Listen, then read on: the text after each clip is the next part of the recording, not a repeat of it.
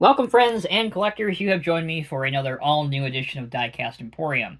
In today's video, we're not going to be looking at a die-cast model, but in fact, we're going to be looking at a high-quality resin ready-built model from the company CYP,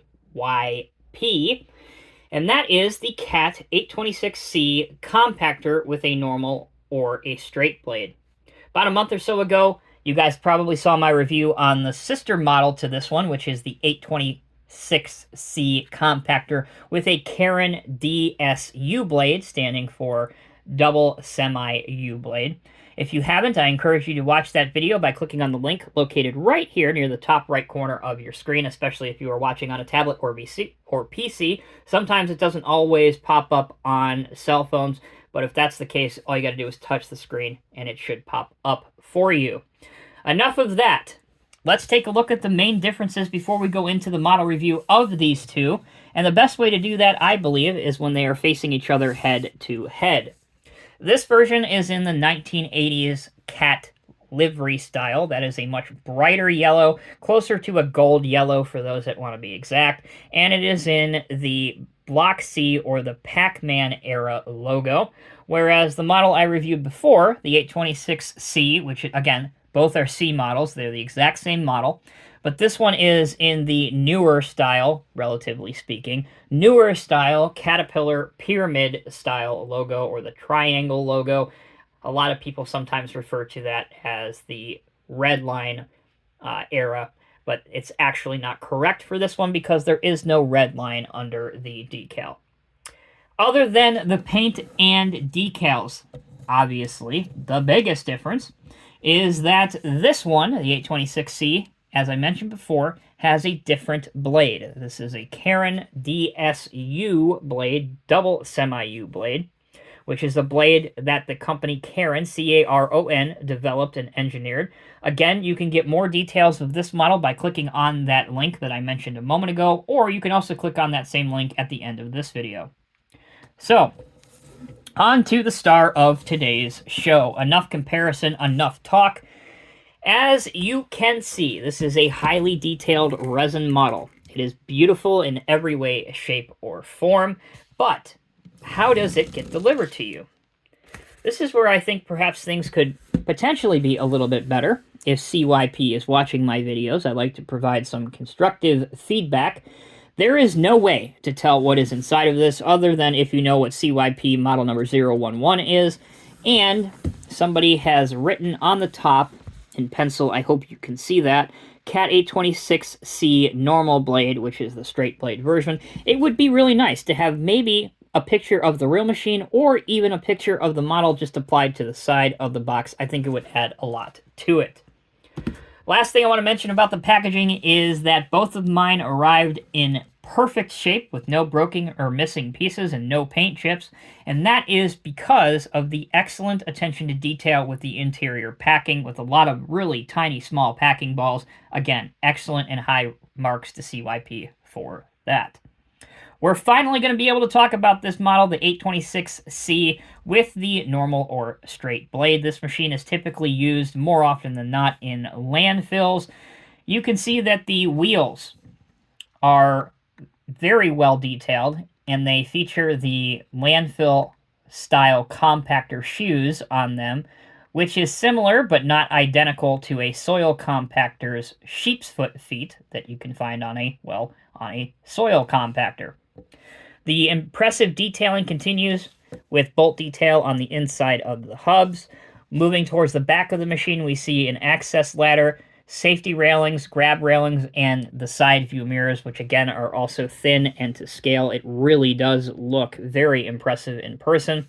Moving towards the back, we can see the decal, the black decal, as well as the Block C logo and 826C written beneath it in the yellow portion.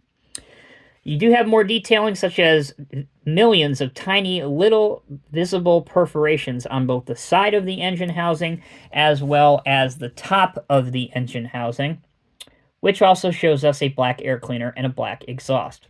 More venting can be found towards the rear of the machine, and there is an additional component on top of the cab, again, to potentially help with the dust, the debris, the smell associated with working in a landfill.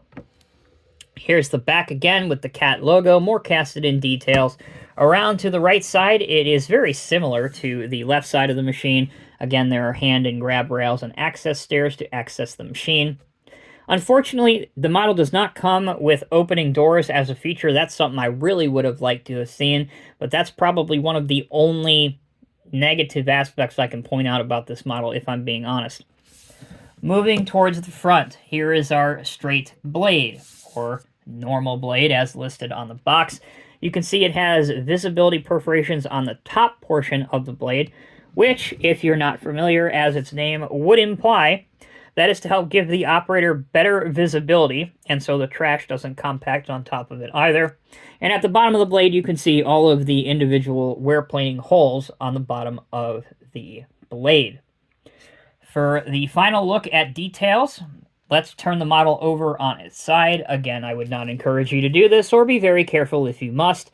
You can see all of the shoes on the actual drums or the wheels, and the articulation joint where this model does steer. We'll take a closer look at that here in a minute when we get to functionality, and obviously where the blade bolts to the bottom of the frame and the front differential. That's it for details and decals. Let's transition now to functionality. Okay, for our functionality test, the machine is on wheels, so of course they will roll, and they roll rather well. Just like a wheel loader, the rear axle does have accurate oscillation, while the front axle stays in a fixed position as it should. Again, you can see that the model can steer by the help of the hydraulic rams in the articulation point, and the angle is relatively decent, although it is a little bit shallow to that of what the real machine can achieve. But again, we're talking scale models here, so let's not be too nitpicky. Again, here's to the left, here's to the right of the machine, and that brings us to the last bit of functionality on the model, which is the blade functionality. Here you can raise the blade up to here, and as you can see, there's not really enough friction for the blade to stay up by itself without falling back down if you move the model. So that's something that perhaps they can look at if they want to do additional runs of this type of machine. Perhaps make the hydraulic ram a little bit stronger and stiffer so that it can support the weight of the blade. Taking a look at the other one for comparison, there you go. This one, unfortunately, suffers from the exact same issue with loose cylinders not being able to support the weight of the blade without dropping down immediately. All right, that brings us to the conclusion aspect of this video. Good and bad, as there are with every single model. One of the biggest negative points for me is the fact that the model does not have opening doors. It will not support the weight of the blade lifted up by itself.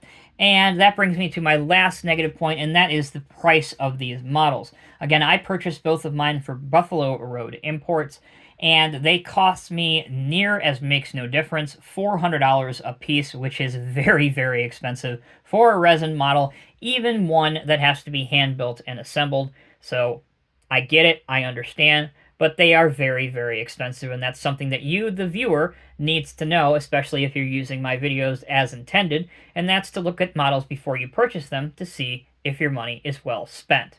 That being said, if $400 is not a big deal to you, then absolutely I would recommend the model. The best aspects about it, again, are the intricate detail, how everything is to scale up to and including the small components like the light, like the rear view mirrors, like the access stairs, and the biggest detail point that I personally appreciate, again, those drilled through visibility holes on the top of the engine cover as well as on the side of it. Let's see what it looks like next to a 1/50th scale figure. Here you go. We have Boss Man on site. So for those of you that like to see accurate size reference, there you go. There's a 1/50th scale figure. Thank you all so much for watching. If you enjoyed this video, please like and subscribe to us here on Diecast Emporium. We got a lot of great stuff coming up in the next few weeks. I appreciate each and every one of you for watching and all of your comments. Until next time, take care, be well. I'll see you in the next review.